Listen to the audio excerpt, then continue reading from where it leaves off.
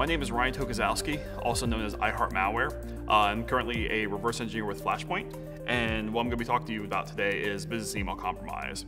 So when a lot of people think of business email compromise, they usually think of emails that are targeting people inside of an organization where an email will be trying to impersonate a CEO going to a CFO in order to wire money out.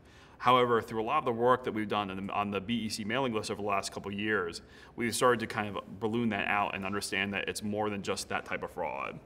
So when people refer to BEC, it actually is more of an umbrella term where it includes different types of scams. So that includes romance scams, real estate scams, lottery scams, email spoofing, and W-2 scams, where people are trying to get W-2s from an organization in order to commit money fraud. According to IC3, all 50 states have been affected by business email compromise, and currently 150 countries in the world have been affected by it as well, totaling 75%, or more than 75% of the globe has been affected. When looking at that, the current statistics are $12.5 billion in fraud. And if you actually laid $12 billion across the equator in ones, it would actually go around the equator 48 times. So it's a lot of fraud that these actors have committed. When we started working on business email compromise, at the time, our understanding was it was just the emails, and we thought, okay, this is going to be a simple problem. If we work together as a group, we can try and understand this and figure it out. So the business email compromise list was born in Christmas of 2015, and initially we were about 100 people, and we had about 10 law enforcement folks, and we were trying to understand business email compromise and see what we could do in order to help fight it. And in working with that, we had a lot of other people who we wanted to see it from different angles to kind of get an understanding of what this type of fraud was, because it was growing very rapidly. Throughout the list and throughout the entirety of that, we've started to understand the way a lot of the business email compromise works and the way a lot of the Nigerian fraud happens. In the 3 years that we've been working with this, we've grown to over 530 people, work very closely with law enforcement. We've helped stop millions of dollars of fraud. We've helped contribute to over 100 arrests, both directly or indirectly, and we've helped close thousands of romance accounts. And in doing that, we've helped protect organizations and people from being scammed and becoming victims. When it comes to trying to figure ownership of business email compromise, there's a lot of people saying this person owns it, or that person owns it, or that person should do something about it. When people see law enforcement, they will often say, oh, law enforcement needs to arrest people. People say in the private sector, oh, the private sector needs more processes in order to protect the money from being wired out. When it comes to romance scams, people say, well, people shouldn't be falling for romance scams. They need to understand that. However, if I have a problem with my car, I'm not going to know what's going to happen because I'm not a mechanic. Likewise, someone who's a victim of a romance scam may not completely understand the threat because they're not a threat researcher. And in regards to law enforcement, in order to get the information, private sector has to work with them. So when it comes to trying to figure out business email compromise and figure out the frauds related to it, I like to word it as it's not my problem, it's not your problem, it's all of our problems, and we have to come together in order to fix it and in order to understand how it works. In the case of a lot of the Nigerian fraud, you also have to understand the other side as well. And in working with the list, we were also starting to understand a lot of the motivations and reasons behind that. So if you go and look at a lot of the countries in Western Africa, there's a lot of poverty and it's a lot more corrupt. So when it comes to doing a lot of that, that's a lot of the justifications that they use for this. You also have rappers in Nigeria who will go and sing praises of the Yahoo Boys and sing praises of Wire and sing praises of trying to target other organizations to wire money out. And if you have people who see this as kids, they're like, hey, I want to go ahead and do this. The Yahoo Boys did a really great job, and it's something where it's not necessarily good. On the flip side, here in the States, you have people who have lost their entire livelihoods because someone wanted to go and wire money out. So it's something where in order to understand the crime, you have to understand a lot of the motivation behind it as well. So when we set up the business email compromise list, we set it up as a trust group, and we set it up as a very quiet area in order to collaborate with this. And we set it up so that the different organizations could go ahead and collaborate back and forth with each other. And setting up a trust group is one of the hardest things I've ever done, because in order to set up a trust group, you have to have what is in the name of the group, trust. And that's a very difficult thing to do. When it comes to having problems inside of the groups, you have to be able to address them quickly. You have to be able to work together, and you have to collaborate, and you also have to understand that people may have different feelings on things, and you have to work with them on that. When it comes to trust groups, even the administrator has to have a level of trust with the other members on the list as well. When we were going to receive this award, we had to put this up for a vote for the other members in order to see if they wanted to be publicly acknowledged. And the reason for that is because there was a lot of law enforcement, there was a lot of members in the private sector, and we didn't want to go and hurt a lot of those operations that they had. We left the vote up for about a week, and once the results came in, the results were a positive yes for one to accept the award. When it comes to different war stories for the business email compromise list, there's a couple that stick out.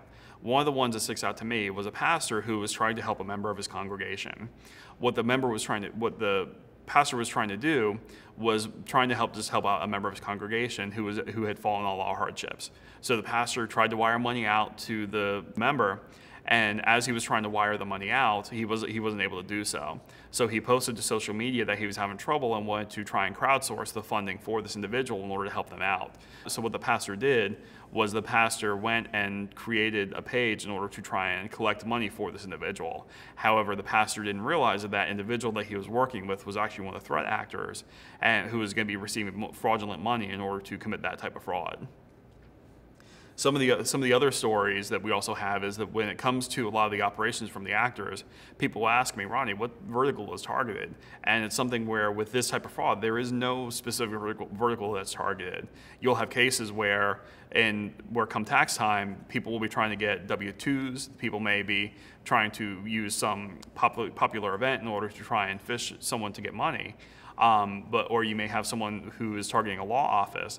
However, there is no specific vertical that's targeted. In this type of fraud, we were looking at another case where a person was trying to put together a romance account, and one of the romance accounts that they were targeting people who were single, divorced, or widowed, and who were HIV positive.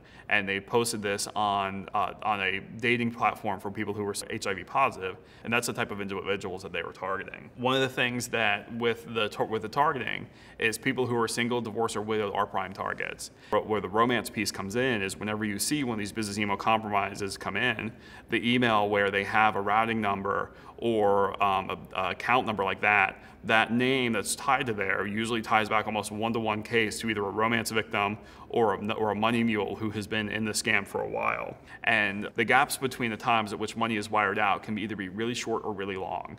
Sometimes the actor will try and wire money out within a day or so. Sometimes it may be up to 2 months before they try and actually get the person to wire the money out. When it comes to this type of fraud and looking at it, some of these attacks can go for years, and some of these mules can be in the scheme for years before they realize it. Once the person starts wiring money out and they start getting money from them, and the actors start getting money from the mules, then the mules are considered trusted, and then they can start having them do some of their tasks as well. So they may be receiving a wire into their account for $50,000, and they may say, hey, go ahead and wire $40,000 out, and you keep the $10,000. And that's how a lot of these actors will pay the mules in order to keep operating. So one of the things that we have learned as cybersecurity professionals is we need to approach problems from different angles, and business email compromise is a great example of that. So when you go and start looking at business email compromise, our understanding at the time was that it was just the emails going back and forth. We never realized that we were going to start dabbling in romance scams. We never realized that we were going to start dabbling in malware. We never realized that we were going to start working with real estates in order to understand the way a lot of this fraud works. So in order to approach the situation, the analogy I like to give is that when you go and look at just the email, think of a house. And when working with that, you may see a house, someone else may see a joist, someone else may see a nail, another person may see the electricity in that.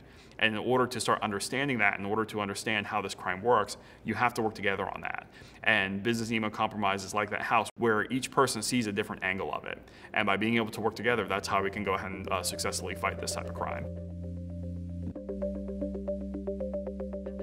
So throughout the list, we have several organizations who have helped throughout the years, and we wanted to go ahead and recognize them as well. Some members have opted to not be recognized, which is okay, but due to privacy and legal concerns.